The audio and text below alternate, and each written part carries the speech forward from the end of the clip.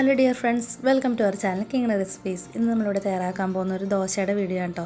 നമ്മൾ ഈ ദോശ തയ്യാറാക്കാനായിട്ട് ഉഴുന്നൊന്നും ഉപയോഗിച്ചിട്ടില്ല, അതുപോലെ തന്നെ പൊങ്ങാനായിട്ട് തലേദിവസം അരച്ച് വെച്ചിട്ടില്ല, അങ്ങനെ ഒന്നും ചെയ്തിട്ടില്ല. അല്ലാതെ തന്നെ നല്ല സൂപ്പറായിട്ട് നല്ല സോഫ്റ്റ് ആയിട്ടുള്ള ദോശ എങ്ങനെ തയ്യാറാക്കിയെന്ന് നമുക്കൊന്ന് നോക്കാം.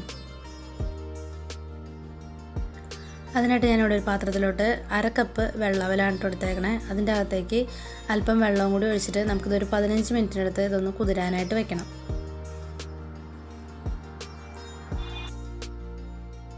ഞാനിവിടെ തലേദിവസം രാത്രി 1 കപ്പ് പച്ചരിയും അതിൻ്റെ ഒപ്പം തന്നെ 1 ടീസ്പൂണിൻ്റെ അടുത്ത് നമ്മുടെ ഉലുവയും കൂടി വെള്ളത്തിലിട്ടതായിരുന്നു കേട്ടോ. അത് നന്നായിട്ട് രാവിലെ ആയപ്പോഴേക്കും നന്നായിട്ട് നമുക്ക് കുതിർന്ന് കിട്ടിയിട്ടുണ്ട്.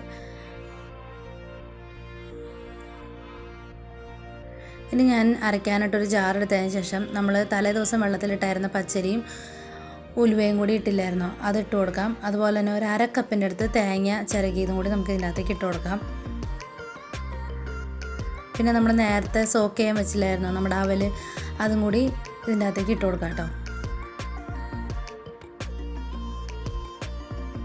ഇനിയിപ്പോൾ നമുക്ക് ഇതിന് ടേസ്റ്റിനായിട്ടുള്ള ഉപ്പും കൂടി ഇട്ട് കൊടുക്കാം.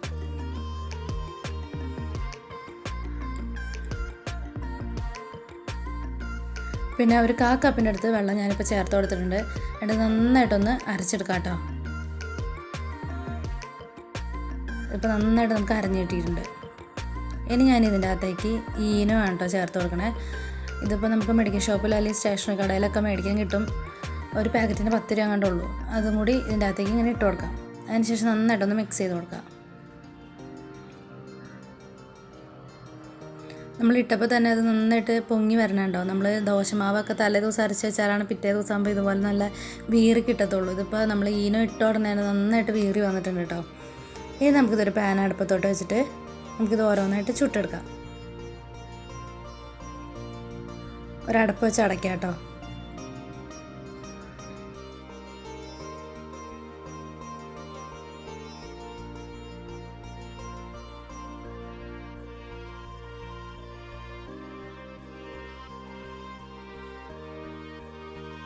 ഇതിപ്പോൾ വെന്ത് കിട്ടിയിട്ടുണ്ട് കേട്ടോ. നമുക്കിതൊരു പാത്രത്തിലോട്ട് മാറ്റാം. നമ്മൾ ആ ഈനോ ഇട്ടാറിന് നന്നായിട്ട് പൊങ്ങി കിട്ടിയില്ലായിരുന്നു, അതാണ് ചെറിയ ചെറിയ ഹോളുകൾ ഇതിൻ്റെ അകത്ത് വന്നേക്കണേ. നമുക്ക് ബാക്കിയുള്ള മാവും കൂടി ഇതുപോലെ ചുട്ടെടുക്കാം കേട്ടോ. നമ്മൾ മാവ് പാനിലോട്ട് ഒഴിക്കുന്ന സമയത്ത് നമ്മൾ ഫുൾ ഫ്ലെയിമിൽ ഇടണം കേട്ടോ അടുപ്പ്, അല്ലെങ്കിൽ ഇതുപോലെ ഹോളുകൾ വരത്തില്ല. നിറച്ച് ഹോൾ വന്നതിന് ശേഷം മീഡിയം ഫ്ലെയിമിലിട്ടിട്ട് വേവിച്ചെടുത്താൽ മതി. ഇതുപോലെ നമുക്ക് എല്ലാ ദോശയും ചുട്ടെടുക്കാം കേട്ടോ. ഇനി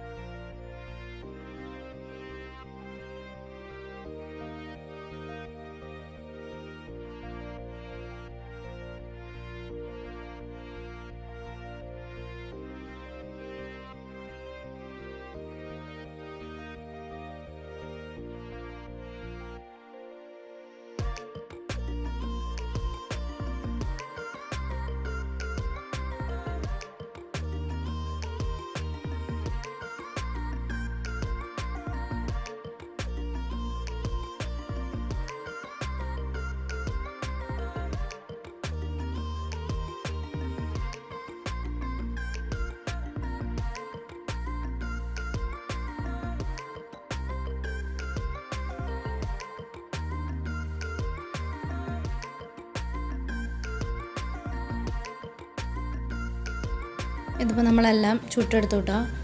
നന്നായിട്ട് പൊങ്ങി കിട്ടിയിട്ടുണ്ടായി നമ്മുടെ മാവ്. അതുപോലെ തന്നെ നിറച്ച് ഹോളും വന്നിട്ടുണ്ട്. നല്ല സോഫ്റ്റാണ് കേട്ടോ നമ്മുടെ ദോശ. കണ്ടാൽ തന്നെ അറിയാം നമ്മുടെ ദോശ എന്തോരം സോഫ്റ്റാണെന്നുള്ളത്.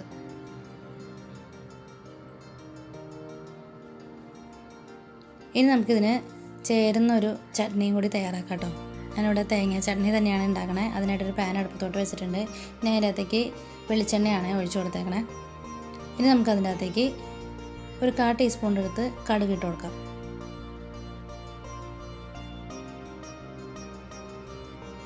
അതുപോലെ തന്നെ ഒരു 1/4 ടീസ്പൂൺ ജീരകവും കൂടി ചേർത്ത് കൊടുക്കാം. പിന്നെ ഒരല്പം കറിവേപ്പിലയും കൂടി ഇട്ട് കൊടുക്കാം കേട്ടോ.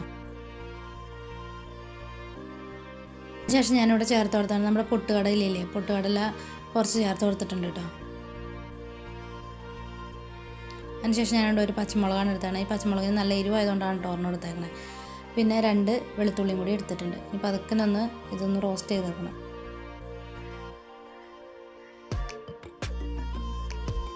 ഇനി നമ്മൾ ഇതിൻ്റെ അകത്തേക്ക് ചേർക്കാൻ പോകണം നമ്മുടെ മെയിൻ ഇൻഗ്രീഡിയൻ്റ് ആയിട്ടുള്ള നമ്മുടെ തേങ്ങയാണ് കേട്ടോ. തേങ്ങ ഇങ്ങനെ പൂളുകളായിട്ട് എടുത്തതിന് ശേഷമാണ് ഞാനിവിടെ ചേർത്ത് കൊടുത്തതാണ്. ഇനി ഇത് പതുക്കെ ഒന്ന് റോസ്റ്റ് ചെയ്തെടുക്കാം നമുക്ക്.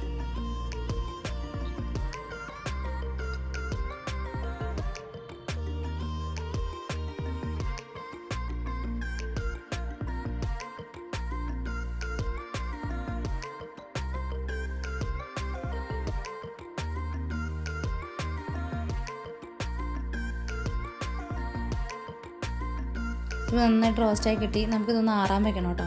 ഇതൊന്ന് ആറി കഴിയുമ്പോൾ നമുക്കിതുപോലെ ഒരു ജാറിലോട്ട് ഇട്ട് കൊടുക്കാം. നമ്മൾ പൊടിക്കാനൊക്കെ ഉപയോഗിക്കുന്ന ജാറില്ലേ, മിക്സിയുടെ ചെറിയ ജാറ്, അതിൻ്റെ അകത്തേക്ക് ഇട്ട് കൊടുക്കാം കേട്ടോ. ആറിയതിന് ശേഷം വേണം ഇട്ട് കൊടുക്കാൻ, ചൂടോടെ ഇട്ട് കൊടുക്കരുത്. ഇതിപ്പോൾ നന്നായിട്ട് ആറി കിട്ടിയിട്ടുണ്ട്. ഞാൻ അതിന് ശേഷം ഇതിൻ്റെ അകത്തേക്ക് ഇട്ട് കൊടുത്തിട്ട് പതുക്കനെ ആദ്യം ഒന്ന് ക്രഷ് ചെയ്തെടുക്കട്ടെ നമുക്ക്. ഞാൻ ഇതിൻ്റെ അകത്തേക്ക് ഉപ്പും കൂടി ചേർത്ത് കൊടുക്കുന്നുണ്ട് കേട്ടോ ഈ സമയത്ത് തന്നെ. ഇതിപ്പോൾ പതുക്കനെ ഒന്ന് അടിച്ചെടുത്തിട്ടുണ്ട്. അതിന് ശേഷം ഞാൻ ഇതിൻ്റെ അകത്തേക്ക് നമ്മുടെ പുളിവെള്ളമില്ലേ, പുളിവെള്ളമാണ് ചേർത്ത് കൊടുത്തത്. അതിന് ശേഷം നന്നായിട്ട് അരച്ചെടുക്കട്ടെ നമുക്കിത്. ഇതിപ്പോൾ നന്നായിട്ട് അരച്ച് കിട്ടിയതിന് ശേഷമുള്ളതാണ്. നന്നായിട്ട് അരഞ്ഞ് കിട്ടിയിട്ടുണ്ട് നമ്മുടെ ചട്നി. അങ്ങനെ നമ്മുടെ തേങ്ങാ ദോശയും തേങ്ങാ ചട്നിയും റെഡി ആയിട്ടുണ്ട്. വളരെ പെട്ടെന്ന് രാവിലെ തന്നെ തയ്യാറാക്കാൻ പറ്റുന്ന ഒരു അടിപൊളി ബ്രേക്ക്ഫാസ്റ്റാണ് കേട്ടോ നമ്മുടെ ഈ റെസിപ്പി. അതുപോലെ തന്നെ നല്ല ടേസ്റ്റാണ് ഇതിൻ്റെ കോമ്പിനേഷൻ എന്ന് പറഞ്ഞു കഴിഞ്ഞാൽ. തേങ്ങാ ദോശയും തേങ്ങാ ചട്നിയും വളരെ നല്ലൊരു കോമ്പിനേഷനാണ്.